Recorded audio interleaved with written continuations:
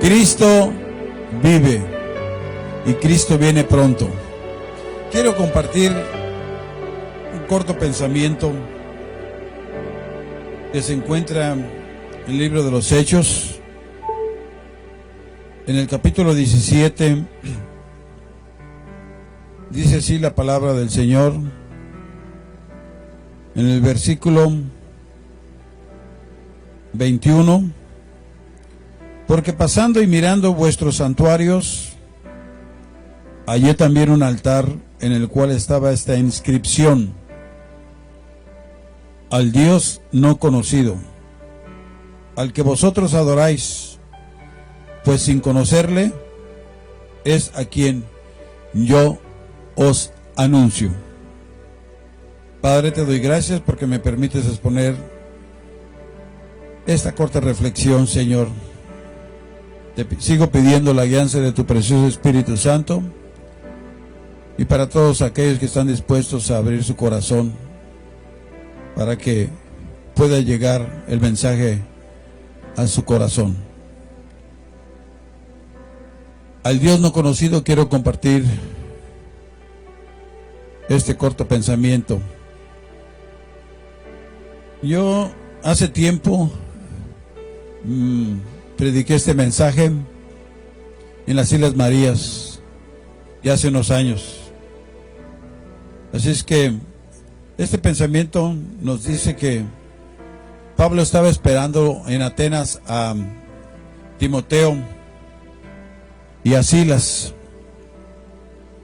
Y dice el versículo 16, mientras Pablo los esperaba en Atenas, su espíritu se enardecía, viendo la ciudad entregada a la idolatría. Cuando yo estaba estudiando en el DF, en México, yo no era cristiano, yo no había tenido el privilegio de haber conocido al Dios no conocido. Y ahora que tengo el privilegio de conocer a este Dios tan maravilloso y tan grande, en ocasiones he ido ahí, a ese lugar, al DF, y en cada lugar que pasaba, veía tantos ídolos. Y ahora comprendo al apóstol Pablo que su corazón se enardecía, se entristecía al ver tanta idolatría, tanto paganismo. Y eso le da tristeza a uno, porque ahora los que tenemos el privilegio de conocer al Señor Jesucristo como nuestro único y suficiente Salvador, ya es muy diferente. Ahora, pues se pone uno a escuchar la palabra de Dios, y más que todo también no solamente leer la palabra de Dios, sino, como dice la Escritura, a escudriñar la palabra de Dios. Y dice ahí que empezaba a hablar el apóstol Pablo, y ellos se preguntaban, bueno, ¿qué es lo que está hablando tanta palabrería, este palabrero? Está hablando de un Dios que no conocemos, de otro Dios. ¿Qué Dios de qué está hablando? Y unos se interesaban porque los atenienses, ellos querían, pues, escuchar cosas nuevas. Y lo tomaron, lo llevaron al Areópago, a la corte. Y ahí empezó a hablar el apóstol Pablo, ¿verdad? Porque todos los atenienses y los extranjeros, dice el versículo 21, residentes allí, en ninguna otra cosa se interesaban sino en decir o en oír algo nuevo, lo que querían oír lo nuevo. Entonces Pablo, puesto en pie, dice ahí, en medio del Areópago, dijo: varones atenienses, todos, en todo observo que sois muy religiosos. Yo era uno de ellos, muy religioso. Pensaba que mi religión me iba a salvar. Pensaba que mi religión iba a ver que Cristo o el Espíritu Santo iba a morar dentro de mí, pero no es así. El ser religioso no me va a llevar a una vida eterna. a una vida eterna me va a llevar cuando yo acepte a Jesucristo, cuando acepto a Jesucristo como nuestro único y suficiente Salvador. Y dice el versículo 23, porque pasando y mirando vuestros santuarios, así yo pasaba y miraba los santuarios, y en los santuarios, como aquí en Tijuana también, ahora que fui al mercado de abastos, ¿verdad? Donde quiera hay ídolos, donde quiera hay ídolos de fulano, de sutano, de mengano, y eso da tristeza, porque más adelante mire lo que dice la Escritura: y mirando vuestros santuarios hallé también un altar en el cual estaba esta inscripción: al Dios no conocido, al que vosotros adoráis, pues sin conocerle es a quien yo os anuncio. Y es así, yo según era quien adorara a un Dios de oro, de plata, de yeso, o de cobre, o de madera. Y eso no es así. Porque dice el versículo 24, el Dios que hizo al mundo y todas las cosas que en él hay, y siendo Señor del cielo y de la tierra, no habita en templos hechos por manos humanas. No habita aquí en el templo del tabernáculo. No habita en la basílica. No habita en Roma ni en Brasil. Él ahora habita dentro de nosotros porque somos la casa de Dios. No habita en templos hechos por manos humanas. Somos el templo viviente de Dios. Dice el 25, ni es honrado por manos de hombres, ni es honrado por manos de hombres. Esto queda a entender que si yo me pongo como escultor a hacer un ídolo, una imagen, él no necesita que sea honrado por manos de hombres,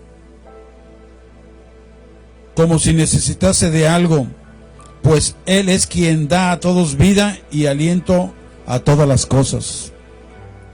Y eso lo predicamos una y otra vez, y hay gente que nos escucha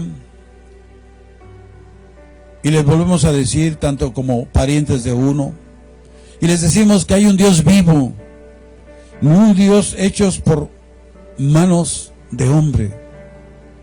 Cuando yo iba a predicar a la cárcel donde se encontraban los presos, había una imagen muy bonita, y yo pregunté, ¿quién hizo esta imagen? Y todos estaban ahí adorándole. ¿Quién hizo esta imagen? Me dijo, fulano de tal. ¿Y por qué él está aquí? Porque violó a una niña de 3 años. O sea, ¿cómo es posible que alguien se arrodille y adore a una imagen de yeso, de madera, de cobre, de oro, de plata?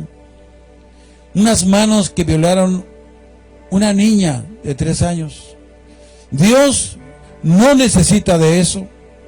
Dios es espíritu, y los que le adoran en espíritu y en verdad, de esos busca el Señor que le adore.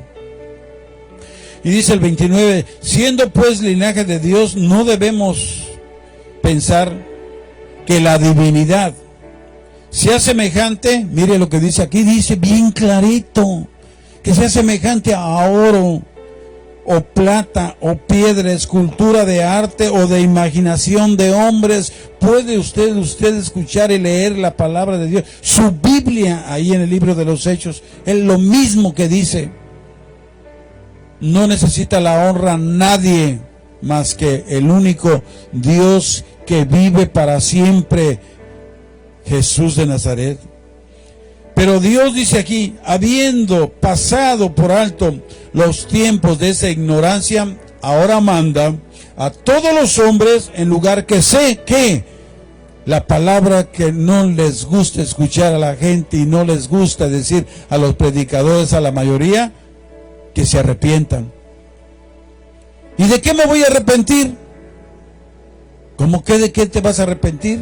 Dice, por cuanto por cuanto todos pecaron, todos están destituidos de la gloria de Dios. Todos. ¿Sí escuchó la palabra todos? Aquí no hay ni fulana, ni sutana, ni mengana, nadie. Todos. Todos. Por cuanto todos pecaron, todos están destituidos de la gloria de Dios. Y más así nos sigue diciendo aquí, ¿verdad? Que se arrepientan. Mas algunos, dice ahí, cuando terminaron, algunos creyeron, juntándose con él, entre los cuales estaba, de los que creyeron, Dionisio, el Areopagita, una mujer llamada Dámaris, y otros con ellos. O sea, la palabra no vuelve vacía. Y así como me hablaron a su servidor, yo entendí y comprendí que el único que merece toda la honra y toda la gloria es Jesucristo. Y Él no está hecho ni de oro ni de plata, ni de yeso ni de cobre, ni de madera ni de barro.